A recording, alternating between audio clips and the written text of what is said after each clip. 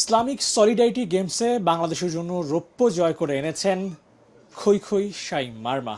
বাংলাদেশের জন্য অন্যতম একটা সেরা অর্জন তো বলাই যায়। সবাই বলছিল যে এটা বাংলাদেশের one of the best achievement table টেনিসে। আপনার কাছেও তেমনটাই কিনা? জি, আসলে কারণ বাংলাদেশের টেবিল টেনিসের ইতিহাসে আগে কখনো এরকম রেজাল্ট হয় নাই। তো আমরা যখন ফার্স্টে সেমিতে উঠি এবং ব্রোঞ্জটা কনফার্ম করি, তো তখনই আসলে বাংলাদেশে টেবিল টেনিসের একটা ইতিহাস হয়ে যায়। তো আমাদের খুবই ভালো লাগছিল বাংলাদেশকে কিছু দিতে পেরে এবং টেবিল টেনিস ফেডারেশনকে, কারণ টেবিল টেনিসে আগে কখনো এরকম রেজাল্ট আসে নাই। সব সাফল্যের পেছনে অনেক গল্প থাকে, পাশাপাশি আমরা জানি যে কোচ ম্যানেজমেন্ট সবার একটা কন্ট্রিবিউশন সেখানে থাকে। তো সবচেয়ে বড় কন্ট্রিবিউশন যেটা সেটা থাকে পরিবারের। আপনি যেই জায়গা থেকে আপনি বিলং করেন, এক কথা যদি আমি বলি যে মাচাং থেকে রিয়াদে গেছেন, তো সেই জায়গায় আপনার পরিবারের সাপোর্টটা আপনার প্রতি কেমন ছিল? আপনাকে তারা কিভাবে হেল্প করেছে? কারণ ওই জায়গা থেকে রিয়াদে পৌঁছানো অর্থাৎ বাংলাদেশের প্রতিনিধিত্ব করা একটু কঠিন, কারণ দুর্গম পথ। সব কিছু মিলিয়ে আপনি তো পরিবেশটা সম্পর্কে খুব ভালো বোঝেন। তো সে জায়গায় আপনার বাবা মা বা আপনার মা আপনাকে কেমন সাপোর্টটা দিয়েছিল? ফার্স্টের দিকে যখন কোয়ান্টামে ভর্তি করায় দেয়, তখন তো পড়ালেখার পাশাপাশি খেলাধুলা ছিল। তো তখন ফ্যামিলি থেকে ওরকম চাপ ছিল না, আমার পড়ালেখার প্রতি বেশি চাপ ছিল। খই খই একটা ব্যাপার না জিজ্ঞেস করে পারছি না, তা হলো যে বাংলাদেশে যখনই আমরা ক্ষুদ্র নৃগোষ্ঠী সম্পর্কে জানি ক্রীড়াক্ষেত্রে, তারা সবাই ফুটবলটাকেই বেছে নেয় সামহাও কোনো একটা কারণে। তো আপনি সেই জায়গায় ফুটবলটা রেখে টেবিল টেনিসই কেন ফিরলেন? এর পেছনে কি কোনো কারণ আছে কিনা? আসলে কোয়ান্টামে যেহেতু আমি ছিলাম, তো কোয়ান্টামে ফুটবল ক্রিকেট এসব ছিল না।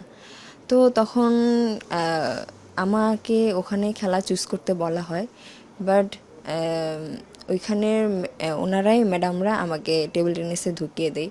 তো তখন তো প্রফেশনালিভাবে ওভাবে আসতে চাইনি, মজা করেই খেলতাম। তো টেবিল টেনিস তো আসলেই ফার্স্টের দিকে ইন্টারেস্টিং লাগে, মজা লাগে ফার্স্টে যখন খেলি। তো এভাবে করেই খেলছি, তো ওভাবে করেই আসা। তো ফুটবলে আর যাওয়া হয় নাই। বলা যায় যে মজায় মজায় প্রফেশনালি খেলে ফেললেন, তাই তো? জি, জি, জি। তো এই ক্যারিয়ার এই পর্যায়ে এসে কেমন লাগছে যে মেইন গোলটা কি? আলটিমেট তো একটা গোল থাকে, সে জায়গায় আপনি কোথায় নিজেকে দেখতে চান ৫ বছর, ২ বছর বা একটা সার্টেন টাইমের পর? আসলে খেলা এই এখান থেকে ভালো কিছু দিতে চাই। যখন প্রফেশনালি খেলা শুরু করি তখনই একটা গোল ছিল যে দেশকে কিছু ভালো একটা দিব, যেহেতু ফুটবল এখন ভালো কিছু করছে এবং টেবিল টেনিসে যেহেতু কোনো ভালো রেজাল্ট নাই, তখন থেকেই ছিল। এবং সাব গেমসে, এসএ গেমসে আমি এখনও খেলি নাই। তো 2 বছর পর চেষ্টা করব ভালো কিছু করার। এবং অলিম্পিক যেহেতু টেবিল টেনিস থেকে খেলে নাই, তো আমি চেষ্টা করব কোয়ালিফাই করে অলিম্পিক। আপনার এই জার্নিতে যদি একজন মানুষের নাম বলতে বলা হয়, তিনি কে হবেন যে আপনাকে অ্যাসিস্ট না করলে হয়তো বা এই পর্যায়ে আসতে পারতেন? স্পেশালি বলতে চাই সুমন স্যার, কারণ উনি আমাদের চারজনকে নিয়ে আসছিল। তো উনি আমাদেরকে না নিয়ে আসলে হয়তো বা এই পর্যন্ত আসতে পারতাম না। তো আসলে ওনাকেই ধন্যবাদ দিতে চাই। খই খই চাকমা বললেন সুমন স্যারের কথা। সবার জীবনে একজন সুমন স্যার থাকা দরকার, যিনি কিনা অ্যাসিস্ট করলে জীবনে একটা পর্যায়ে যাওয়া যায়, যেখানে গেলে আপনাকে নিয়ে দেশ কথা বলবে, আপনাকে নিয়ে রাজনৈতিক দল থেকে শুরু করে সাধারণ মানুষ কথা বলবে। খই খই মারমা যে অর্জনটা করেছেন দেশের জন্য, সেই অর্জনটা বাংলাদেশের জন্য লেখা থাক।